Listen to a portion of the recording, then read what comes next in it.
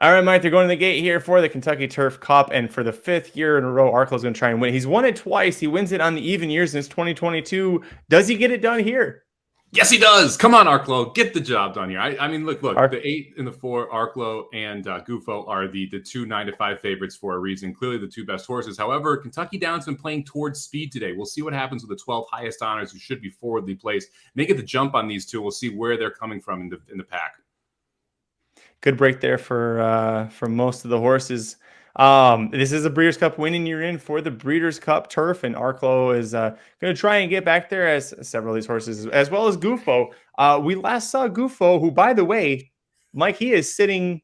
Well, now he's going to back up a little bit. He was about fifth place there for a little bit. He's not going to back off that far. No, he's not. I mentioned before this race started, this turf course has been playing toward horses forwardly placed. I was wondering if you'd see some jockeys be a little more aggressive early, especially in a race that's devoid of any real speed. And it looks like Gufo and Arklow both do not want to be far off this pace that is going 26-1. It's actually pretty fast for a mile and a half, too. We'll see what happens here. This is going to be interesting because this is not either of the horses' normal tactics. And this is a little quicker than I think we all expected this early pace to be. Well, now they're running up a slight hill a little bit on the backside there, and they're going to do it as they go into the turn. Pretty sensible. As far as who's the lead, are you surprised that it's Keystone Field? I mean, Mike Maker's got 4 in here, and 2 of them by the same owner. No, I mean, I thought it was going to be the 5 or the 12 that was going to take the lead. And we kind of saw this in Saratoga with Chad Brown. When you got 4, you want to have one of them up front to be that wire-to-wire threat, right? And so in this case, Keystone Field made the most sense to be that horse, to be that threat early. I'm really surprised at where Gufo and where Arklow are. I mean, this is just not their general running style. And it's 114 now, so they slowed it down quite a bit there in that middle half mile. We'll see when they start to pick up the pace here. And it looks like Rosario's asking Gufo to start to make a move. And Arklow looks loaded. I mean, look at where Flo's feet are right now. He's trying to slow the horse down. He's still going by. Yeah, that horse is 3 wide now on the front there, is about to take second. Yeah, he's about to take second here.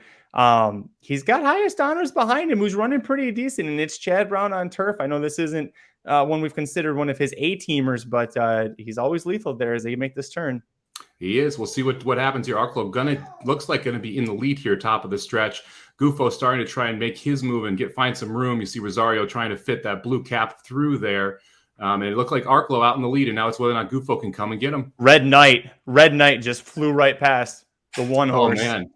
That's one that you like, too. And there's another mystery coming after him, too, now. Yep, and they were 1-2 in the Colonial Turf Cup there. Oh, man. Here comes Gufo. Is he going to get the nose down? Oh, good call, Magic. I think Red Knight got there. I think Red Knight got him, and he was 1/8 there. I think he got there. Good call. Man, you had that one. Close. You had that one on the podcast. You mentioned it this morning on Do2 Bet Daily. Excellent choice there on the 1. Thanks. I'm sorry he wasn't the. I'm sorry that wasn't Arklow, because I know you had a nice Arklow Gufo exacta going. But Red Knight, we talked about in the Magic Mike show. If you look at his past performances, he's now 8 years old. His first 6 years of racing. You look at his form and you go, that looks like a Mike Maker horse going long on turf in all of the big races. And, the buyer is always sensible, always competitive. He's just been with Mike Maker one start coming into this race. He took over this year. Mike Maker did from Bill Mott, Hall of Fame trainer, did an excellent job. But this is Mike Maker's bread and butter. This is like if you have a turf sprinter with Bob Baffert that's doing really well and you send it to Wesley Ward when it turns 8, like, look out.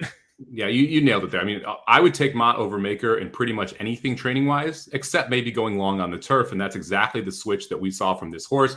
That first effort off the layoff was good, not great. This one was great to be able to hang on here. And it was interesting, that first quarter mile was a little bit too fast for the speed. You saw them all back up there, and the new tactics from Arklow being that close definitely hurt him, because you saw him back up there down the lane as well after making the lead, and 3 horses that were coming from off the pace end up running 1, 2, 3 here.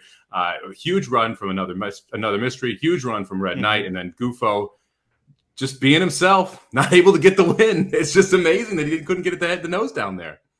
Well, Christophe Clement had said that he tried every reason to not send Gufo here because he just won the Sword Dancer 2 weeks ago at Saratoga, and he's never been to Kentucky Downs. He's never shipped down here never shipped anywhere off of 2 weeks rest like this. So Clement, even though he didn't get the win, that was a winning effort from Gufo. He just, Red Knight, I think, got the jump on him, but we should be still a great effort from Gufo. We should be careful too here because this track is funky at the finish line. It favors the inside pretty heavily because this is one of the few cameras in the country where the camera is after the finish line. Okay, now they officially put him up. I I didn't realize it wasn't official. I'm like, oh boy, if Gufo goes up, we're gonna have to re-record this thing because that would have been funny. Yeah. Anyway, Red Knight gets the job done, and this is one of those where the 1 and the 10 were both very gettable. If you liked one, you had to like the other off that last race. We talk about both of them on the Magic Mike show. Man, that's a huge effort from Red Knight. Again, great call, Magic. Thanks, Maker. It helped. Mike Maker said that of the 4, that he thought this was his most likely winners in the DRF preview. So that was nice. I want to give one more, a little bit of credit to Highest Honors. He doesn't hit the board, but man, he's right there in the photo to get 4th. A horse that just tried turf for the first time as a 6-year-old back in February, got a win at Gulfstream Park. Went to Keeneland, didn't do all right. That just did okay against Allowance Company. The Grade 3 Louisville, first time he tries going long. He comes from last to get 3rd, beaten less than a length and a half. And it was a Churchill Downs turf course that a lot of horses, including pretty much every Chad Brown horse, say maybe this one didn't like. He could. It's weird to say that he's developing as a 6-year-old, but he's developing into a really nice long distance turf horse as a 6-year-old, Mike. Yeah, I mean, this is an interesting horse. I mean, you're going to see him going these marathon distances on the turf for as long as he's going to run. It's nice to see these horses get second careers sometimes, where you saw them, his Highest Honors was pretty touted early in his career. And he kind of took a step back, never really achieved what everyone expected him to achieve. And now you get to see him run over the turf. And 4th year is nothing to hang your hat on. It's a nice little purse, too. Nice little pickup here for 4th place.